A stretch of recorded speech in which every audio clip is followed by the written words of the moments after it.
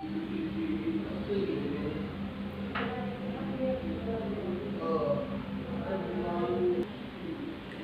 Morning students. Class 10th के लिए आज मैथ लेके आए हैं। चैप्टर 1 से हम स्टार्ट करेंगे रियल नंबर। ये इस चैप्टर को 2 वीडियोस में पूरा कराया जाएगा। ये पार्ट 1 है, ये पार्ट 1 है वीडियो क्लास 10th के लिए। सभी बच्चे देखिएगा ध्यान से। प्रीवियस क्लास में भी आपने पढ़े थे रियल नंबर्स, आपको ध्यान होगा जैसा कि बोर्ड पे लिखा भी हुआ है। रियल नंबर कितने टाइप के होते हैं तकरीबन आपको पता है कि रैशनल नंबर्स, इनके पार्ट्स क्या है, और इरैशनल नंबर्स। देखिए रैशनल नंबर्स आपको भली भांति पता होगा, रैशनल भी पता होगा कि बताए थे पिछली क्लासेस में कि रैशनल नंबर कौन से होते हैं, रैशनल कौन से होते हैं। जो p बटे q में जिसका q नॉट इक्वल टू 0 हो वो रैशनल नंबर होता है। इरैशनल जो वर्ग जो स्क्वायर रूट के अंदर हो लेकिन जिसके फैक्टर ना कट सके वो इरैशनल होता है। टर्मिनेटिंग, नॉन टर्मिनेटिंग, ये आपको क्लास 9 के 1.2 1.3 एक्सरसाइज में बताया गया है। दूसरा हम चर्चा करेंगे नेचुरल नंबर। नेचुरल नंबर आप सभी जानते हो 1 2 3 जो प्राकृतिक संख्या इसे कहा जाता है, जो गणना जो गिनती करने के लिए कार्य में लाई जाती है वो नेचुरल नंबर्स होते हैं। होल नंबर्स जब नेचुरल नंबर के साथ 0 को लगा दिया जाता है वो होल नंबर होता है। इंटीजर्स आपके 0 ±1 ±2 ±3 पॉजिटिव और नेगेटिव दोनों वैल्यूज होती हैं इंटीजर्स में। जब आप नंबर लाइन करते हो तो बीच में 0 होता है, इधर आपके राइट साइड में पॉजिटिव वैल्यू होती है हमेशा और लेफ्ट साइड में नेगेटिव वैल्यूज होती है, आपने देखा होगा। चौथी बात करेंगे एचसीएफ ऑफ एलसीएम। इस चैप्टर में जो मुख्य बिंदु है, जो शुरुआत में ही जो टॉपिक लिया गया है वो इक्विवेलेंट डिवीजन मेथड है। इसका मैंने शॉर्ट फॉर्मूला भी लिखा हुआ आपके सामने, A = BQ + R, जहां पर A स्मॉलर और इक्वल टू R है, R स्मॉलर है B से। पांचवा फिफ्थ एचसीएफ पढ़ेंगे हम फैक्टर मेथड से। किस तरह फैक्टर मेथड से एचसीएफ निकाला जाता है, एलसीएम निकाला जाता है, ट्री मेथड क्या होता है, ट्री फैक्टरिंग सॉल्यूशंस क्या होता है, और अंत में हम बात करेंगे इस चैप्टर में कि अगर आपको कोई रैशनल नंबर दे रखा है तो उसे आप प्रूफ कैसे करोगे कि ये रैशनल है और इरैशनल है। तो ध्यान से सभी पढ़ोगे। मैंने इंपॉर्टेंट कुछ टाइप्स इस चैप्टर के लिए हैं। आपको होमवर्क भी दिया जाएगा वीडियो के अंत में, तो आप फेयर कॉपी में अपनी तैयारी करना स्टार्ट करें और सिलेबस को जल्दी से जल्दी मेरे साथ सहयोग से करते जाएं। तो आगे देखिएगा। तो ये आपका पहला टाइप है equivalent division algorithm method. What is equivalent division algorithm method? To find HCF of 240 and 6552। देखिए अमूमन नॉर्मल तौर पे एचसीएफ फाइंड आउट करते थे डिवीजन मेथड से। बहुत सिंपल होता था कि 240 का 6552 में डिवाइड दे देंगे, फिर जो रिमाइंडर आएगा फिर सेम उस क्वेश्चन में डिवाइड देना। वो एक सिंपल मेथड होता था। लेकिन ये इक्विवेलेंट डिवीजन मेथड है।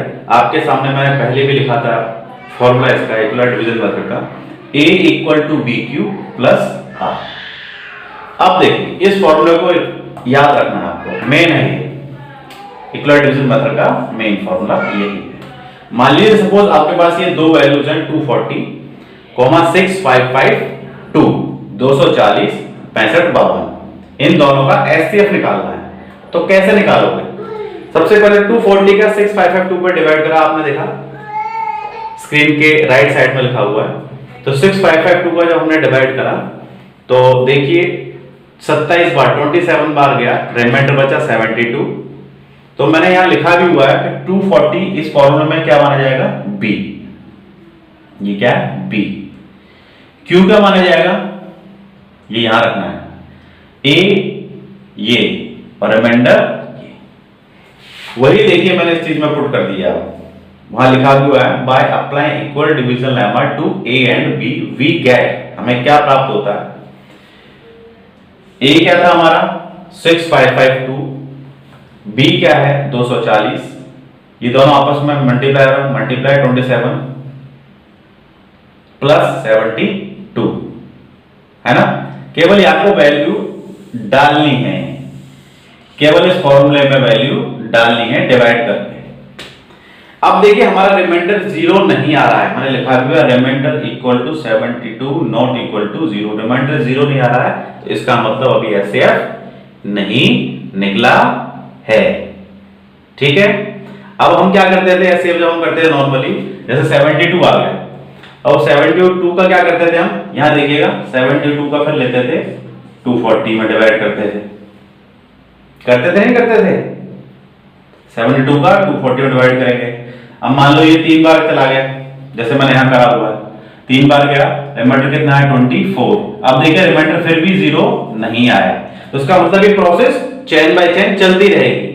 वही पहले की तरह रिपीट करना है, पहली तरह फॉर्मूला लिखो a equal to b q plus r, a equal to b plus q r, और इसमें वैल्यू डाल दो। ये जो हमने डिवाइड करा है ऐसे हमने डाला है, इसी में दोबारा वैल्यू डाल दी, केवल इतनी लिख दी और नीचे लिख दिया r equal to 24 not equal to 0। तो पहला ये करा, फिर दोबारा फिर इक्वलेंट मेथड लगाया, रिपीट करा, अभी 24 आ गया लास्ट में।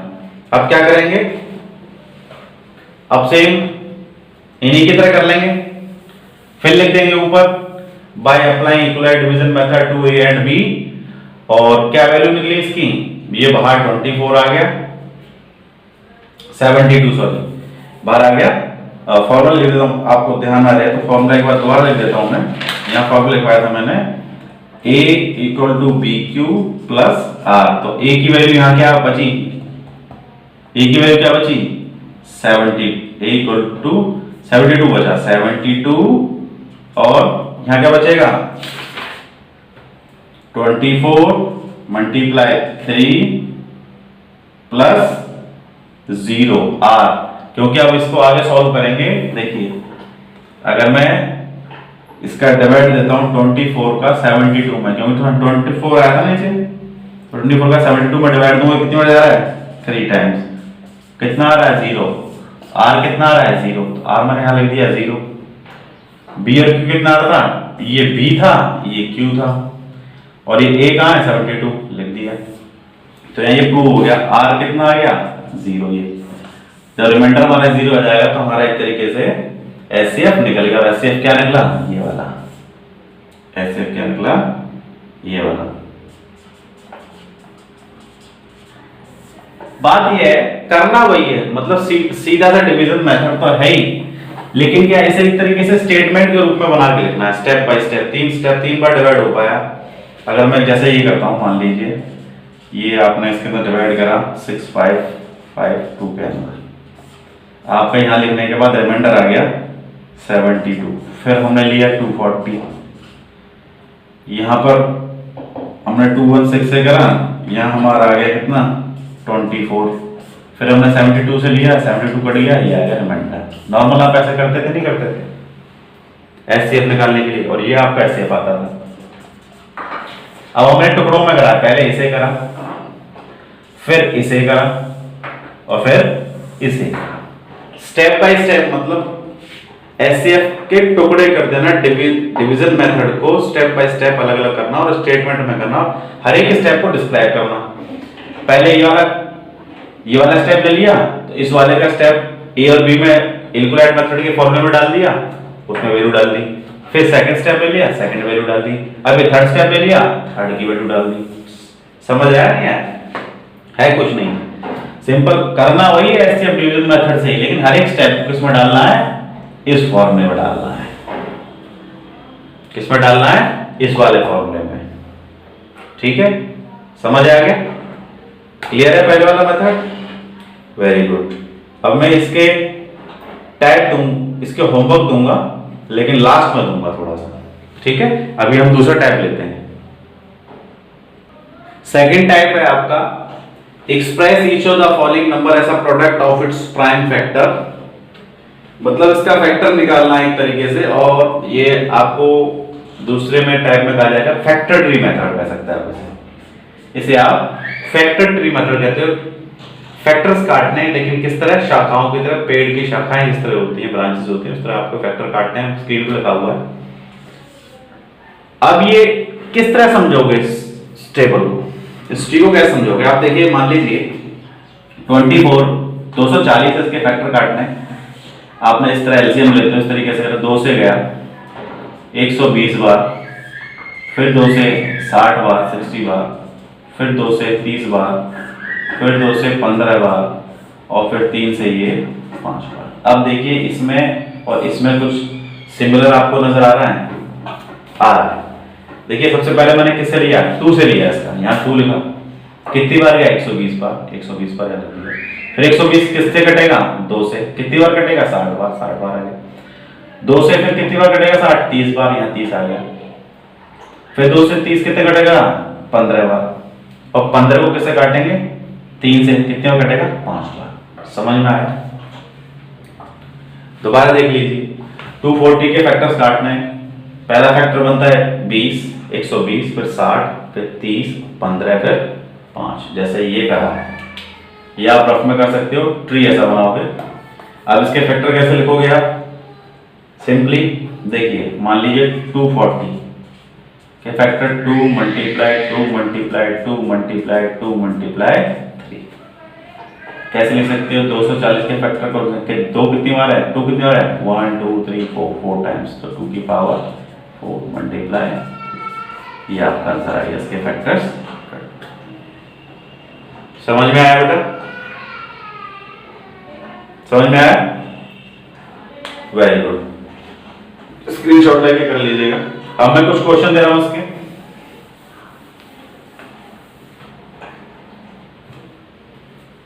आप करिएगा।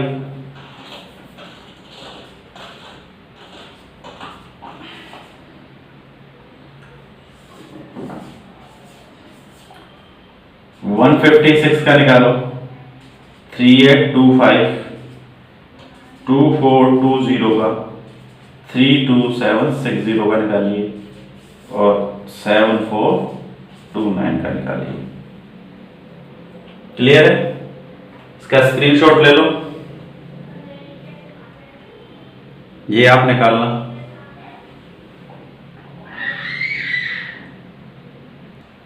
थर्ड टाइप देखिए, आपके बोर्ड पे लिखा हुआ product of two number equal to HCF and LCM में आपने भली बात पढ़ा भी हुआ है, काफी क्लास 6th में पढ़ा हुआ है, 7th में भी आपने पढ़ा हुआ है।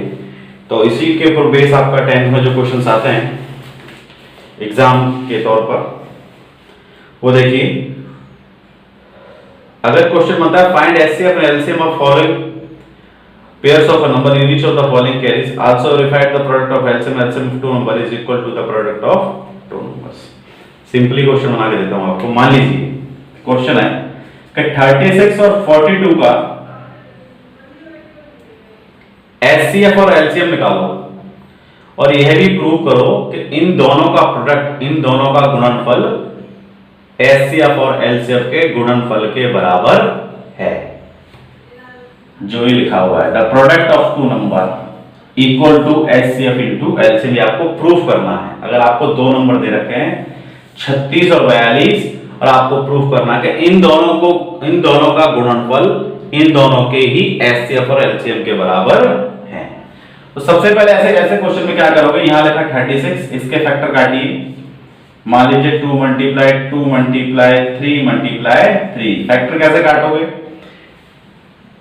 अभी करवाया था ना फैक्टर ट्री मेथड वाला, सेम वही उसी तरीके से आप शॉर्ट में कर लोगे फैक्टर ट्री मेथड से ही।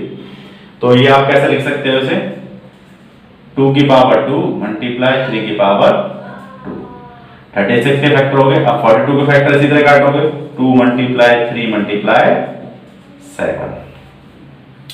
अब देखिए इस क्वेश्चन में भी तो एक क्वेश्चन निकल रहा है आपसे, अगर पूछ लेता है इस तरह फैक्टर काट के आपको दे देता है, सिंपली अगर ये डिजिट नहीं देता आपको ये दे देता है इस तरीके से कि पहले कॉलम में ये लिखा हुआ है और दूसरे कॉलम में ये लिखा हुआ। मान लीजिए पहले कॉलम में ये और दूसरे कॉलम में ये, और ये वैल्यू नहीं लिखी हुई आगे। कहता है 2 की पावर 2 मल्टीप्लाई 3 की पावर 2, 2 मल्टीप्लाई 3 इंटू 7, और फिर आपसे कहता है कि एचसीएफ बताइए, फिर कहता है कि एलसीएम बताइए। तो कैसे निकालोगे?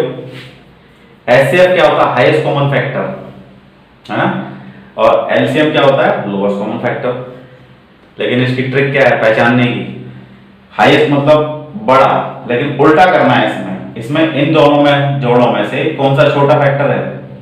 ये 2 की पावर 2 है, ये 2 है, तो क्या छोटा? ये वाला।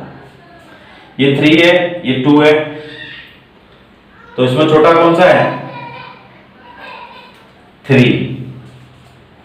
पेयर ढूंढो, पहले पेयर जोड़े ढूंढने दोनों में। इसमें जोड़ा किस, जैसे ये 36 का है, ये